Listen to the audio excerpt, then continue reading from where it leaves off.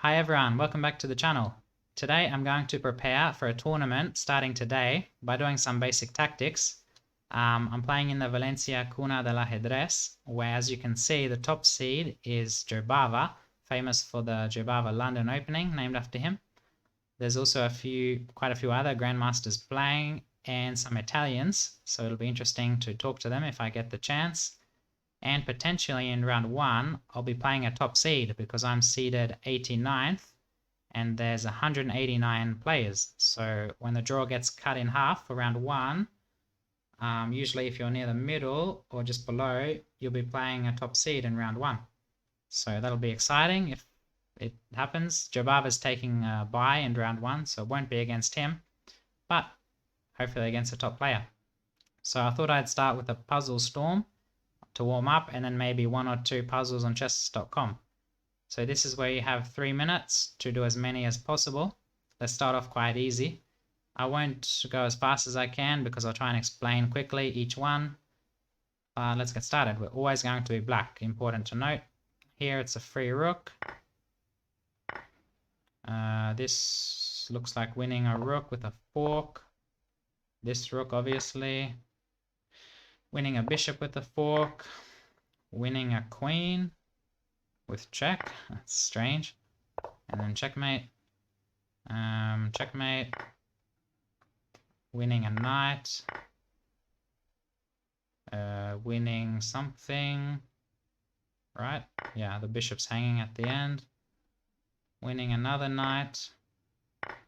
Wait, was that checkmate? I think that was checkmate. Winning a queen with a discovery.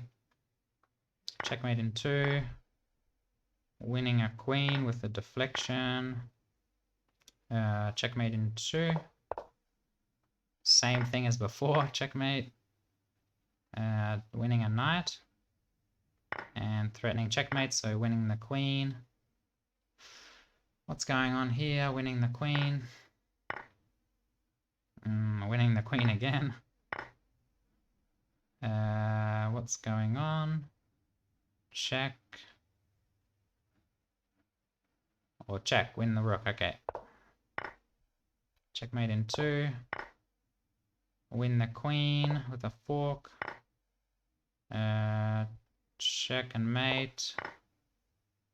Win the queen again, or win material. Bishop here, I guess. And then checkmate. Queen. We can push now or later. Wait, no, later.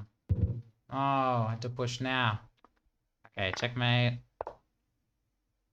Fork after we take the rook.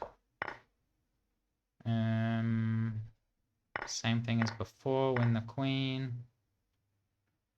Take here, attacks the queen and f2. Looks good.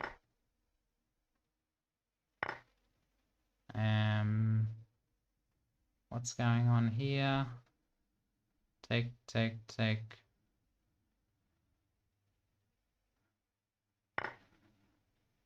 guess. This knight. I knew there was something. Take the knight. And then what? Take the bishop. Wow, I'm a bit slow today. Win the rook. Wait, is that checkmate? Whoa, let's be careful. I almost got checkmated. What do we have here? Where's our tactic? Attack the queen. Must be right. What am I missing? That was tricky.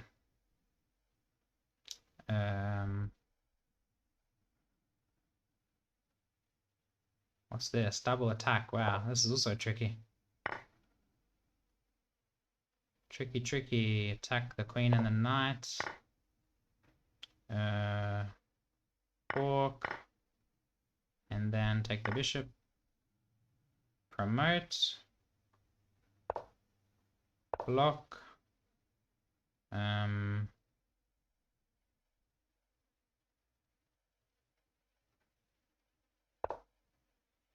here. No, what was this one? That was weird. Ah, mamma mia. Okay, that was a bit, I mean, I was trying to explain, but usually I get a bit higher than that. But let's do a couple on chess.com. I realized there's a glitch, so when I try and make this rating range smaller, like to be extreme, 1000 to 1100, and click start, this puzzle will be the old rating range, 2100, because if I go back, it reverts back to 2100. So I guess I'm doing puzzles in this rating range. I don't know if there's a glitch or something. So this will be a bit trickier. So let's see how I go. So checks, we've got this check, forcing these moves, and then we get the rook into play. So I guess the main line, oh no, here we, if this, then I guess we can escape the checks with the knight to block at the end.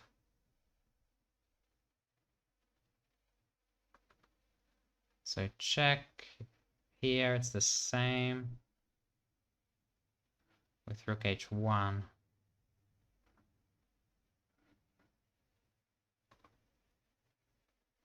Rook h1, yeah. Interesting to start with.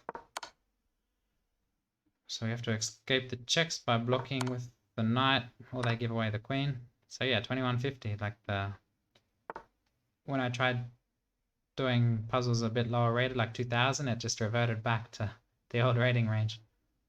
Okay, so if we give a check, rook takes, forces king g7 eventually. Then I guess we've got queen f8, which forces king f6. And then knight takes here is checkmate. So simple calculation. Takes here, here, here, here. Okay.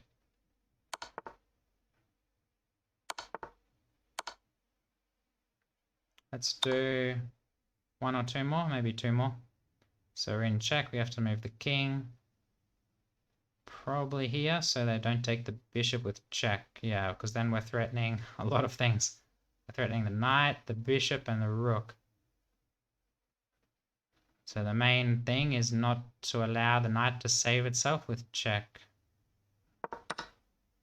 Now we take, and we're still threatening the bishop and the knight.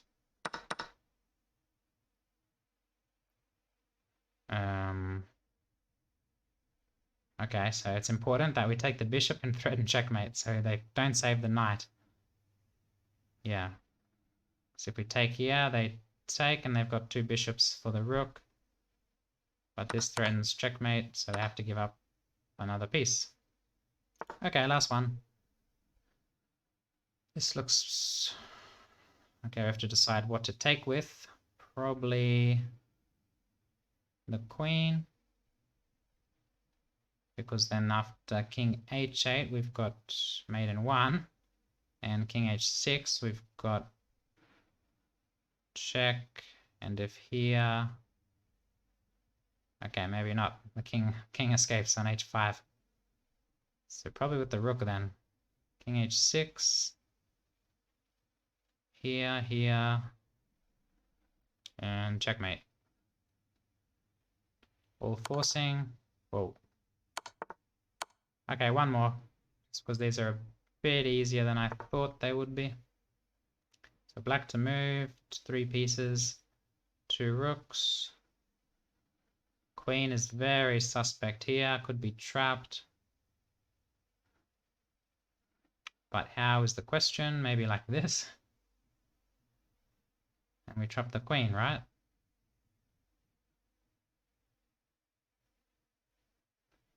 No counterattacks. I guess they can pin our knight, but we just take and take.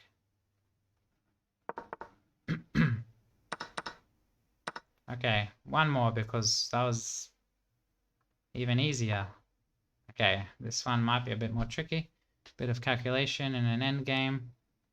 So we're already inside this square that the pawn makes.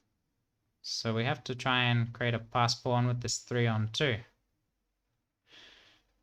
Basically, right?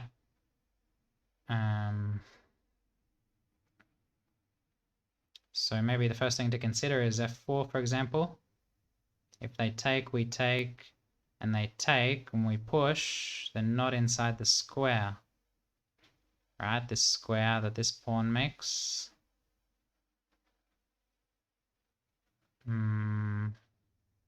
So why is this so tricky?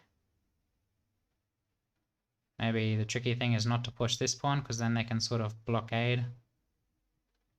So f4 takes, f5, and we win. I think. Wait, here. Yeah, this is way too slow. Strange puzzle. But okay, I said last one a few times, so I should stick to it one time or another. Hopefully that was a bit educational, and wish me luck in the tournament. Don't forget to subscribe, and I'll see you in the next video. Bye.